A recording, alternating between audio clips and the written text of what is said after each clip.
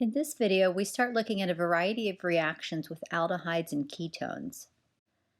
This picture is an overview of all of the reactions you're going to learn between this video and the following video. As you organize all of these reactions, you may want to refer to this chart to help yourself keep track of everything that you've learned. Both ketones and aldehydes possess a carbonyl group, a carbon double bonded to an oxygen. Ketones and aldehydes are important in both biology and industry.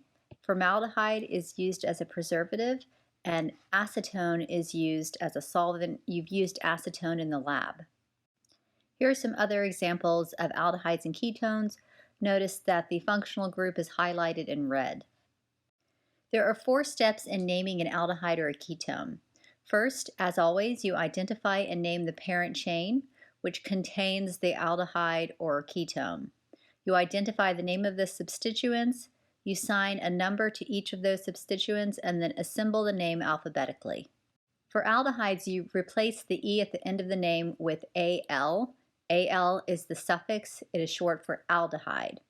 So if you have a 4-carbon parent chain with an aldehyde, you would take butane, take the E off, and add Al to get to butanal. Please note that the parent chain must include the carbonyl carbon. So if we look at this example, the parent chain is actually the 6-carbon chain, not the longer 8-carbon chain, because it has to include the carbonyl carbon. So we have 6 carbons, that would be hexane. You take the E off the end and add Al for aldehyde. For aldehydes, the carbonyl carbon is assigned as number 1, and then everything is named accordingly. Now for ketones, you follow the same procedure, but instead of adding Al to the end, you're going to add ONE for ketone. Again, the parent chain must include the carbonyl carbon, and you want to give the carbonyl carbon the lowest possible number, and it will be expressed before the parent name or before the suffix. So if we number left to right, the carbonyl carbon in this example is at carbon 3, so that becomes 3-heptanone or heptane 3-one. Notice if we had numbered from right to left, that carbonyl carbon would be at carbon 5, which is higher than carbon 3. So that is not the correct way to number. If there are any chiral centers, you need to indicate that at the beginning of the name, as always. If you have an aldehyde next to a ring, that's called a carbaldehyde. So this becomes cyclohexane carbaldehyde. There are also common names that are recognized, such as formaldehyde, acetaldehyde, and benzaldehyde. Previously, you have learned that you can oxidize primary alcohols to aldehydes with mild oxidizing agents, such as PCC, DMP, desmartin-pyridinane, or Swarden conditions, which uses DMSO, oxalyl chloride, and triethylamine. Last semester, you learned that you can form aldehydes through ozonolysis using ozone followed by dimethyl sulfide. So with this, if the carbons on the alkene have hydrogen attached, when you cleave that right in half, you will get an aldehyde product. Last semester, we also looked at terminal alkynes. So that's an alkyne that ends with a hydrogen. And if you do a hydroboration oxidation of that, you end up with an aldehyde, where this carbon of the terminal alkyne becomes the carbon of the carbonyl. All secondary alcohols get oxidized to ketones. So this would be the Jones reagent, but you can also use PCC, DMP, or Swarden. If we're doing ozonolysis and the carbons of the alkene are only attached to other carbons, then you would get ketones when you cleave the alkene. Another reaction with a terminal alkyne, if instead of hydroboration oxidation, you did an acid catalyzed hydration, you would get a ketone. So here, this carbon becomes the carbon of the carbonyl. This carbon is the carbon of the CH3 group. Friedel-Crafts acylation can also give you a ketone. In this, benzene is the nucleophile, the acid chloride is the electrophile, and we use aluminum trichloride as a catalyst. The carbonyl carbon is electrophilic due to resonance and inductive effects. So we can draw two different resonance structures for this, and one of them has a full positive formal charge on that carbon, meaning it would like electrons. So it is very electrophilic. Also, the oxygen atom is a lot more electronegative than the carbon, so it's pulling electron density away from that carbon, also making it partially positive. A carbonyl carbon is sp2 hybridized, which means that its geometry is trigonal planar. And when a nucleophile attacks, it can attack from either the top face or from the bottom face. And when it does that, it forms a new sp3 carbon, which is a tetrahedral center. Generally speaking, aldehydes are more reactive than ketones towards nucleophiles, and this is for two different reasons. First, steric effects. Aldehydes are less sterically hindered. That small hydrogen is not going to block access to the carbonyl carbon as much as some type of alkyl group or other group. And then finally, electronic effects. The aldehyde has a larger partial positive on the carbonyl carbon, and this is due to induction. So alkyl groups can donate inductively electrons through their sigma bonds to stabilize the partial positive charge, but a hydrogen cannot do that. Some nucleophiles require acid conditions, others require basic conditions. For example, we've previously looked at the Grignard reaction, which occurs under basic conditions.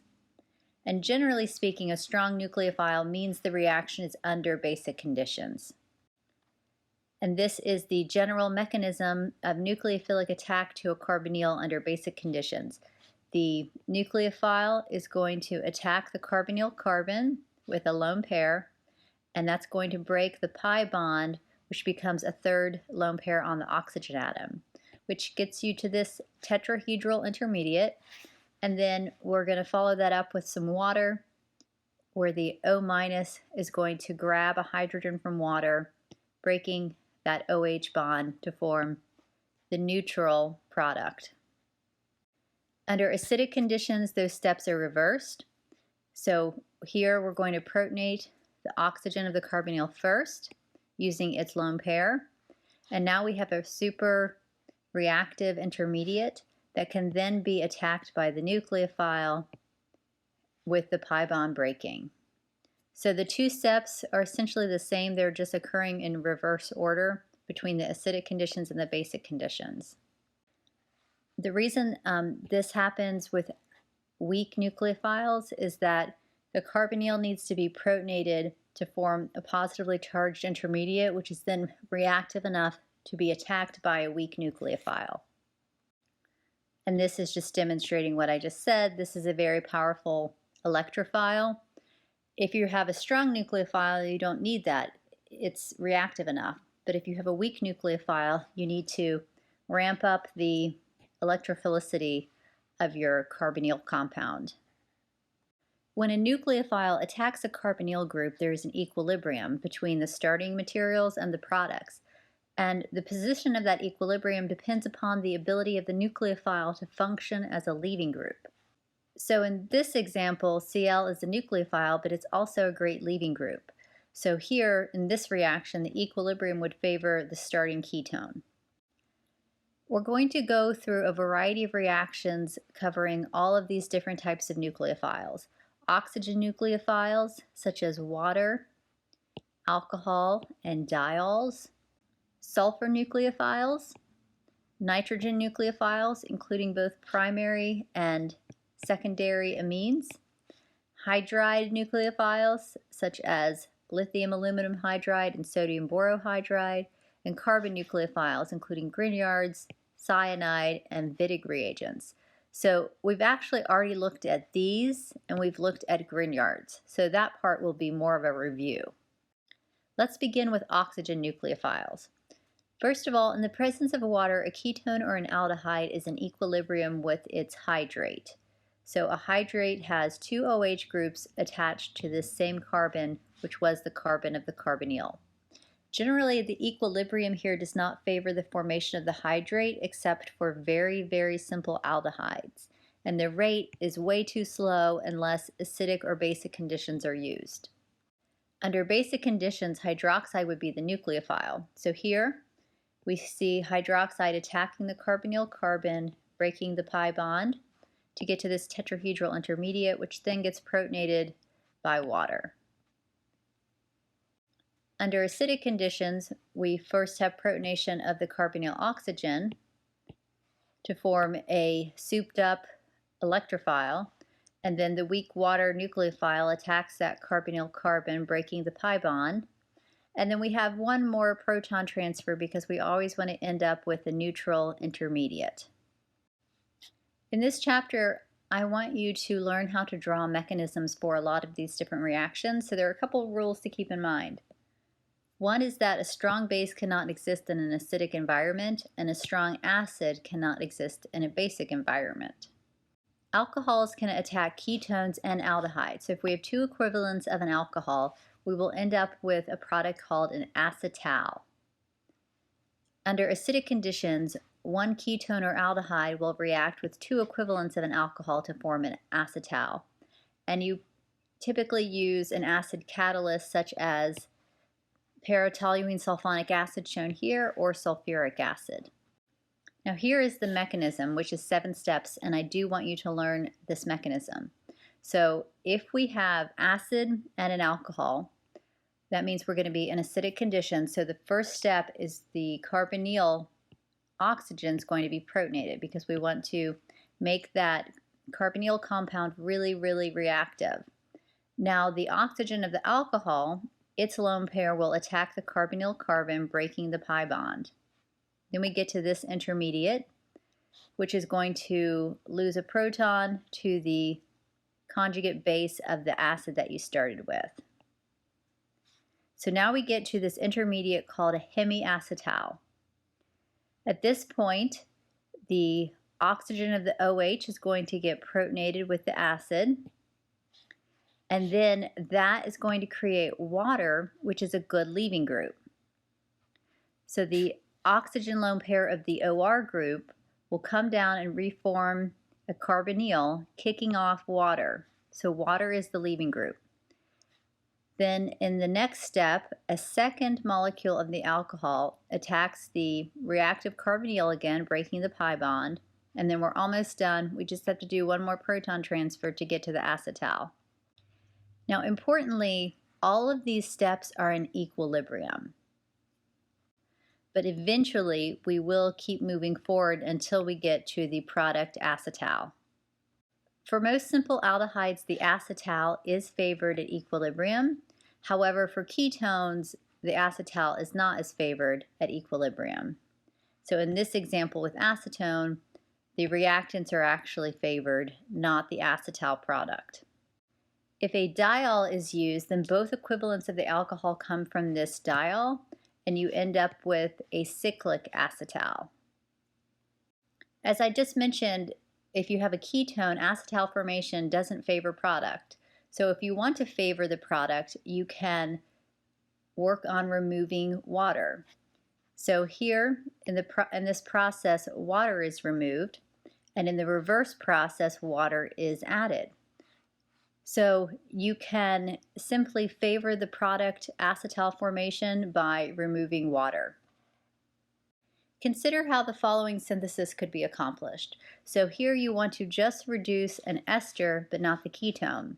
So any type of hydride reagent you would use would reduce both the ketone and the ester.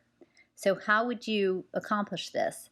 Well, the answer is you would use a protecting group for the ketone. So first you would protect the ketone as its acetal. So you would use, for example, this diol. You could use other alcohols and remove water to favor acetal formation. Now that you have the acetal, you can then use LAH to selectively reduce that because LAH won't touch an acetal. And then when that's accomplished, you can add acid and water to remove the acetal and get back to your original ketone. So these are the 3 steps. So one would be acetal formation to get to this product. 2 would be lithium aluminum hydride reduction, which would get you to that primary alcohol, but your acetal would still be formed. And then acid and water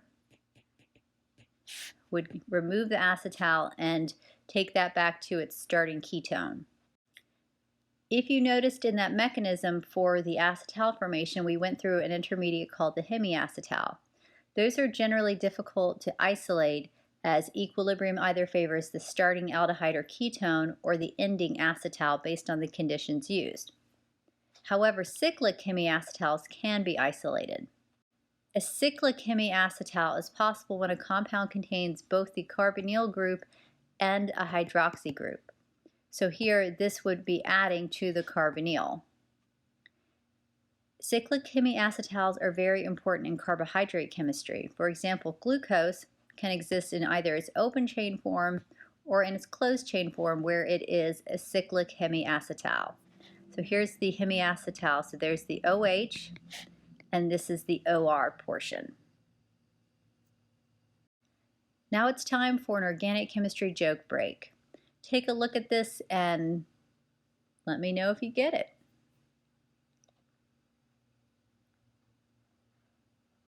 Moving along to nitrogen nucleophiles. Under acidic conditions, aldehydes and ketones react with a primary amine. Remember, that's an amine, a nitrogen with two hydrogens attached, to give what's called an imine. And those two words sound a lot alike, amine versus imine. So just be careful that you know which one you're talking about. The imine has a carbon double bonded to a nitrogen.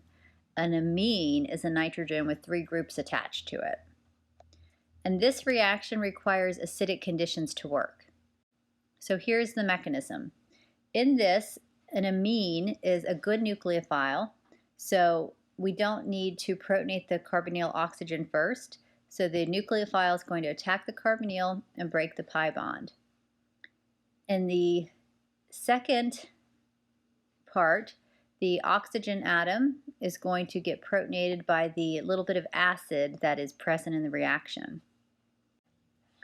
In the next step, the conjugate base of the acid is going to remove one of the hydrogens from the nitrogen atom to get rid of that positive charge. Now we have this intermediate in this green box known as carbinolamine. Now the next step is we want to protonate the OH group. So that lone pair is going to grab a hydrogen from the acid, and now we have water, which is a good leaving group. So here the nitrogen lone pair will donate in and form a double bond with that carbon, simultaneously kicking off the good leaving group of water. Then we're almost done. We get to this protonated imine. So one more proton transfer removes the hydrogen from the nitrogen, and you get your neutral imine product. Now, even though this is under acidic conditions, protonation of the carbonyl is not the first step as you might have imagined. In fact, amines are such good bases that they actually react with the acid first to form an ammonium ion. And then that ammonium ion is the acid catalyst used in the reaction. And then this ammonium ion is not acidic enough to protonate an aldehyde or a ketone, but it is acidic enough to transfer a proton to the negatively charged oxygen in the second step. For imine formation, the pH has to be right around 5, or the reaction is too slow. If you have a higher pH, there's not enough acid to catalyze the reaction, and if you have a lower pH, all of the amine would be protonated and none would be available to act as a nucleophile to attack the carbonyl. If you react an aldehyde or a ketone with a secondary amine, you get what's called an enamine. So here you have a carbon-carbon double bond, that's where the En of the word comes from, and you have an amine functional group. This reaction also requires acidic conditions, and it's almost identical in mechanism to the imine formation except for the last step. So here, just like with the imine, we have nucleophilic attack on the carbonyl, followed by proton transfer and another proton transfer. It's getting to that same intermediate, so everything here is identical to the imine mechanism. Then we're going to protonate the OH because we want to convert it into a good leaving group. Then we're going to use the lone pair on the nitrogen to kick off water. And then this final step is the only thing that's different. Because there's no hydrogen on the nitrogen with the secondary amine, we can't remove one of those R groups.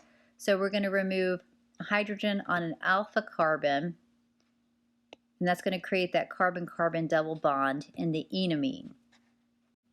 So here's a summary. If you start with a ketone or an aldehyde, if you have a primary amine, you end up with an imine, carbon-nitrogen double bond. If you start with a secondary amine, you end up with an enamine. There is a reaction called the Wolff-Kishner reduction, which is a two-step synthesis. And in this, you convert a ketone to an imine using this particular reagent called hydrazine. And it's going to react like a primary amine.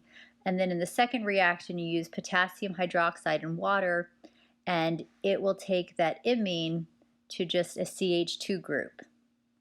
So the mechanism of the first step is just imine formation, which we've already seen. The second step is shown here. So the strong base, the hydroxide, is first going to deprotonate the nitrogen with the two hydrogens on it.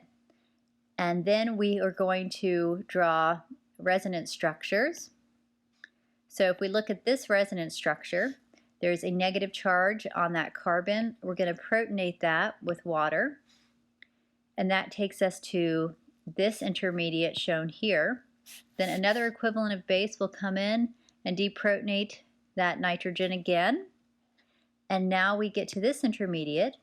That negatively charged nitrogen atom will use its lone pair to form a third bond, so to form a triple bond, breaking this carbon-nitrogen bond. And in the process, nitrogen gas is expelled. So nitrogen is a fantastic leaving group. So we end up with this carbanion, which then gets protonated by water.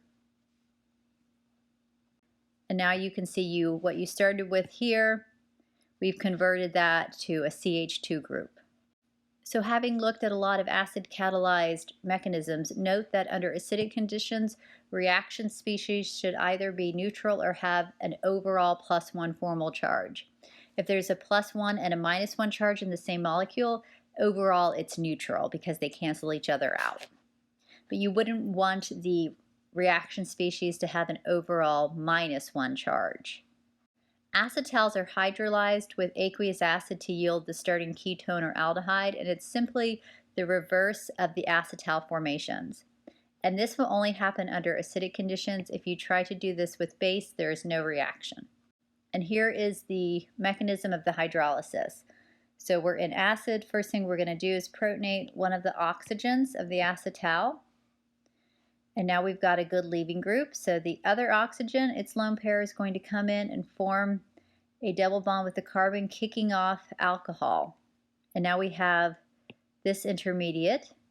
So now water is going to attack that carbonyl carbon, breaking the pi bond, to get to this protonated hemiacetal.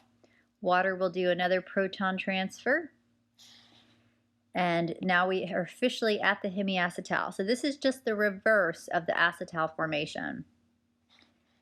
Now we're going to protonate the other oxygen. So now we protonate this oxygen to get to this intermediate.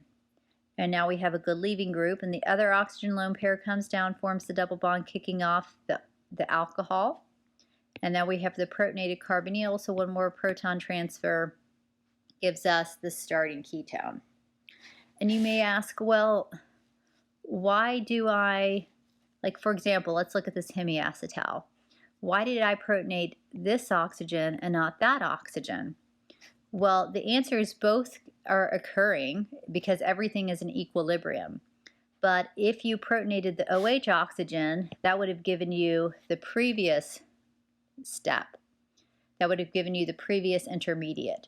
So yes, all things are happening and it's going back and forth and equilibrating through all of these steps.